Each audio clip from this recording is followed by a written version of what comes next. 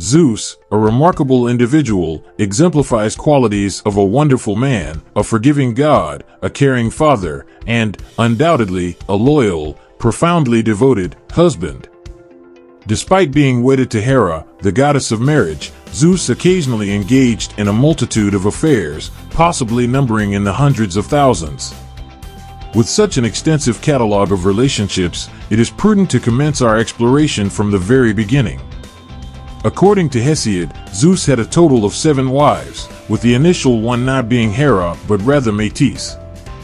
Metis played a significant role in young Zeus's life as she provided him with a special potion that induced Cronus, Zeus's father, to regurgitate his previously swallowed siblings. In return for this favor, Zeus chose an unconventional method of gratitude. He swallowed Metis whole. Gaia and Uranus had prophesied that a child born from the union of Zeus and Metis would eventually overthrow Zeus, a lesson learned from the failed attempt of Cronus's demise. Consequently, Zeus decided to replicate the same strategy. Zeus and Metis did, however, have a child who is likely familiar to you, Athena. Remarkably, Athena was born from Zeus's forehead, as a traditional birth was not possible since Zeus had consumed her mother. Themis, the Titan goddess of law and justice, became Zeus's second wife, and together they bore the Hurai and the Morai, commonly known as the Seasons and the Fates. Eurynomé, another Oceanid, became Zeus's third wife and gave birth to the Charities, 3 goddesses also recognized as the Graces. Demeter, Zeus's fourth wife, granted him a daughter known to us as Persephone. Mnemosyne, the Titan goddess of memory, became his 5th wife, and from this union, the 9 muses were born. Leto, his 6th wife, had to seek refuge on the island of Delos to deliver Artemis and Apollo. Lastly, according to Hesiod, Hera, the queen of the gods, was Zeus's 7th and final wife. With the wives accounted for, we can now delve into the realm of Zeus's numerous affairs and mistresses. However, I must forewarn you, these stories are exceptionally peculiar, unconventional, to say the least. Let us commence with the tale of Danae, the mother of Perseus. Danae, the daughter of King Acrisius, ruler of Argos, found herself in a dire situation. Frustrated by his lack of a male heir, the king sought guidance from the oracle of Delphi regarding his fortune. The response was a resounding no, accompanied by a prophecy that Danae, his daughter, would bear a son who would eventually bring about his demise. In response, King Acrisius decided to confine Danae in an underground chamber made of bronze. Determined to ensure his daughter remained childless, he planned to bury her alive in a tomb beneath the palace. The chamber was sealed tightly, devoid of any doors or windows, with only a minuscule skylight providing a sliver of light and air. Fortunately for Danae, Zeus took a liking to her, and not even an impenetrable subterranean prison could impede his advances. Transforming into golden rain, Zeus showered Danae through the skylight, resulting in her impregnation. Thus, it can be said that Perseus was born from a golden shower, albeit not of the variety that may first come to mind. Unable to bring himself to murder his daughter and grandchild, King Acrisius ordered them to be placed in a barrel and cast into the sea.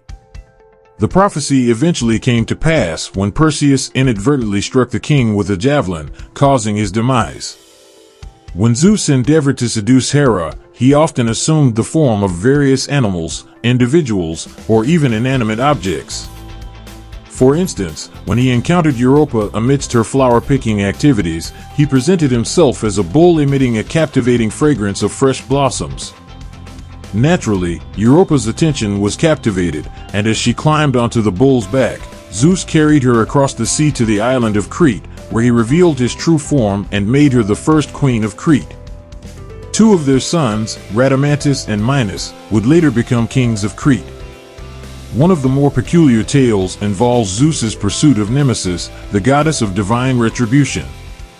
However, Nemesis, unlike others, was uninterested in Zeus's advances and frequently assumed various forms in her attempts to elude him. At one point, she transformed into a goose, prompting Zeus to pursue her disguised as a swan. This time, his efforts proved successful, and as a result, Nemesis laid an egg, which was eventually given to Leda, the Queen of Sparta. From this egg, Helen of Troy would emerge. It is worth noting that certain versions of the story interchanged the roles of Nemesis and Leda.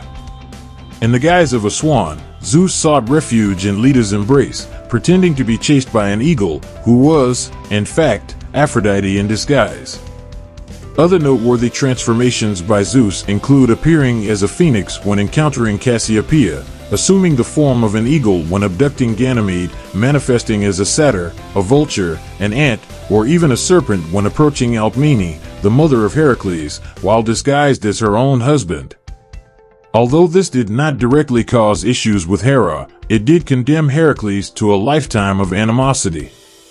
Asteria, the Titan goddess, flew across the heavens disguised as a quail in an attempt to escape Zeus. Ultimately, she dived into the sea and transformed into the island of Delos. Unfortunately, fans of the Hades and Persephone tale may be disheartened to learn that Zeus engaged in relations with Persephone on two separate occasions. The first occurred prior to her marriage to Hades when Zeus assumed the form of a serpent, resulting in Persephone giving birth to a god known as Zagreus. The second encounter transpired during her reign as queen of the underworld, where Zeus disguised himself as his brother, Hades. Moving forward, we encounter Io, a priestess of Hera, who became the next target of Zeus's desire. Despite Hera's vigilance in monitoring Zeus's activities, he immediately developed an infatuation with Io upon laying eyes on her. To circumvent detection, Zeus transformed Io into a cow. Although Hera couldn't definitively prove that this particular cow was one of Zeus's paramours, she was well aware of her husband's trickery. Consequently, she demanded that Zeus present her with this cow as a gift, leaving Zeus with little choice but to comply. Hera decided to assign the giant Argus Panoptes the duty of guarding a cow named Io. Argus possessed an astonishing number of eyes, rendering it nearly impossible for Zeus to sneak past him and restore Io to her human form. To handle this predicament, the ever-reliable Hermes was dispatched to deal with the giant. Through clever deception, Hermes managed to lull Argus into a deep slumber and subsequently killed him. Zeus then used his powers to transform Io back into a woman, setting her free. However, in some variations of the tale, Io remained trapped in her bovine state, as Hera sought further punishment. Adding to her torment, a persistent gadfly was made to relentlessly sting Io. Eventually, Io encountered Prometheus, who was bound in chains. Prometheus foretold that she would eventually regain her human form. These stories often ended tragically, and one such tale is that of Callisto. As the daughter of King Lycaon and a devotee of Artemis, Callisto's commitment to remaining a virgin was of great importance to her, as she aspired to remain within Artemis' cult. However, her intentions were short-lived, as Zeus discovered her in the forest. Initially rebuffed by Callisto, Zeus devised a plan to approach her disguised as Artemis, believing that she would be unable to resist the advances of her patron goddess. This time, Zeus succeeded, and soon after, Callisto became pregnant with his child. In a subsequent encounter, Callisto was invited by Artemis to bathe in a river alongside her followers. Reluctantly, Callisto revealed her pregnant belly. Enraged by the violation of her vow, Artemis transformed Callisto into a bear, preventing her from reuniting with her son. When they eventually crossed paths, her son failed to recognize Callisto, and tragically, they ended up killing each other. Fearing Hera's wrath, Zeus refrained from intervening when Callisto pleaded to be transformed back into a human.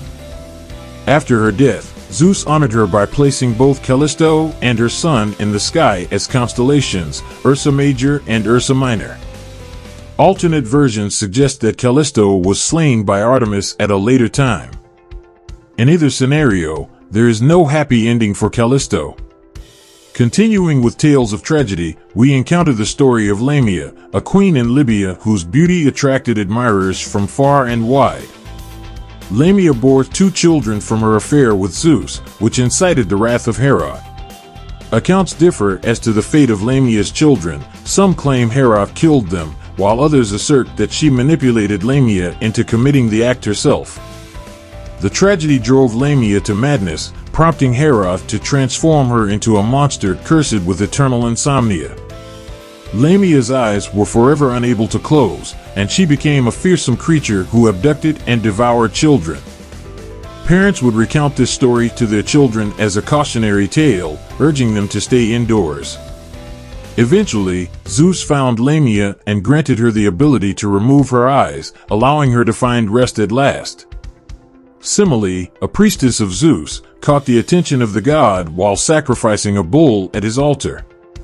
Love blossomed between them, and before long, Semele found herself pregnant with Zeus' child. Hera, ever watchful of Zeus' indiscretions, devised a new plan to punish the illicit affair. Disguised as an elderly woman, Hera befriended Semele and cast doubts upon her claim that Zeus was the father of her child. Hera argued that Semele could not truly know Zeus' identity without witnessing his true form. Plagued by these doubts, Semele requested Zeus to swear an oath on the river Styx, guaranteeing her a single favor. Seizing this opportunity, Semele asked to see Zeus in his divine glory. Despite Zeus' desperate pleas to dissuade her, Semele remained resolute, and he reluctantly revealed his true form. As a mortal, Semele was unable to withstand the sight of a god's true nature and perished in flames. However, Zeus managed to save their unborn child by sewing him into his own thigh. This child would later be known as Dionysus. The stories recounted thus far are not an exhaustive list of all the lovers and affairs that transpired in Greek mythology. They represent only those individuals who were named and had a detailed narrative. Countless nymphs and mortal women, some known by name and others forgotten, have woven their own stories within the vast tapestry of Greek mythology.